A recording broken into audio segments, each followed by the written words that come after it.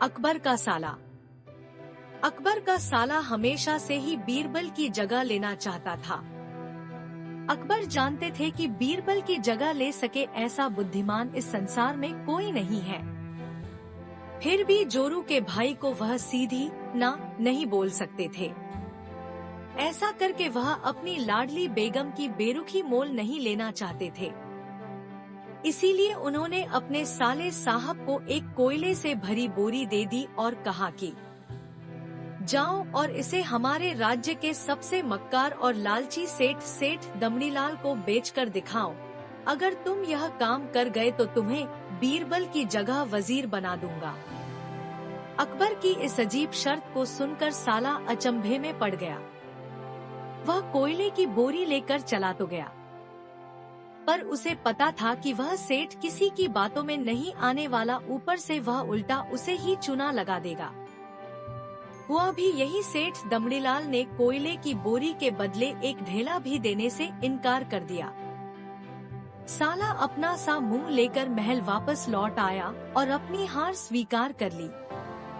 अब अकबर ने वही काम बीरबल को करने को कहा।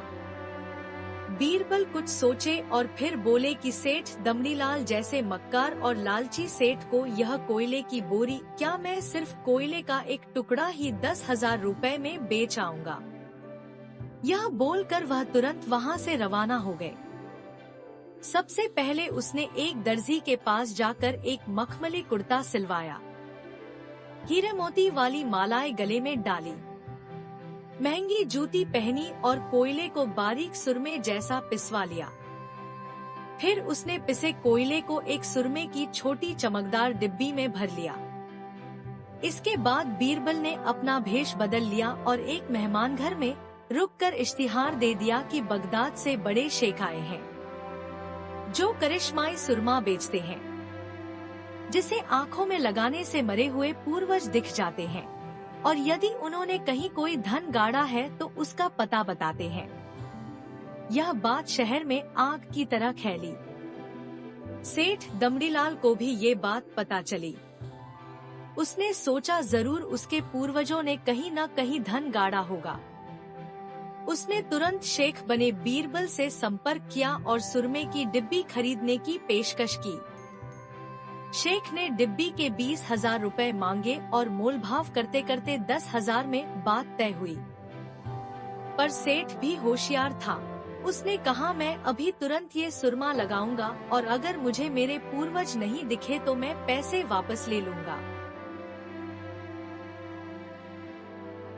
बीरबल बोला, बिल्कुल आप ऐसा कर सकते हैं। चलिए शहर के चौराहे पर चलिए और वहाँ इसे जांच लीजिए। सुरमे का चमत्कार देखने के लिए भीड़ इकट्ठा हो गई। तब बीरबल ने ऊंची आवाज में कहा, ये सेठ अभी ये चमत्कारी सुरमा लगाएंगे और अगर ये उन्हीं की औलाद है जिन्हें ये अपना माँ बाप समझते हैं तो इन्हें इनके पूर्वज दिखाई देंगे और गड़े धन के बारे में बताएंगे। लेकिन अगर आपके माँ बाप में से किसी ने भी बेईमानी की होगी और आप उनकी असल औलाद नहीं होंगे तो आपको कुछ भी नहीं दिखेगा। और ऐसा कहते ही बीरबल ने सेठ की आंखों में सुरमा लगा दिया। फिर क्या था, सिर खुजाते हुए सेठ ने आंखें खोली। अब दिखना तो कुछ था नहीं, पर सेठ करे भी तो क्या करे। अपनी इज्जत बचाने के लिए सेठ ने 10,000 बीरबल के हाथ थमा दिए और मुंह फुलाते हुए आगे बढ़ गए। बीरबल फौरन अकबर के पास पहुँचे और रुपए थमाते हुए सारी कहानी सुना दी। अकबर का साला बिना कुछ कहे अपने घर लौट गया और अकबर बीरबल एक दूसरे को देखकर मंदमंद मुस्काने लगे। इस किस्से के बाद फिर कभी अकबर के साले ने बीरबल का स्थान नहीं मांगा।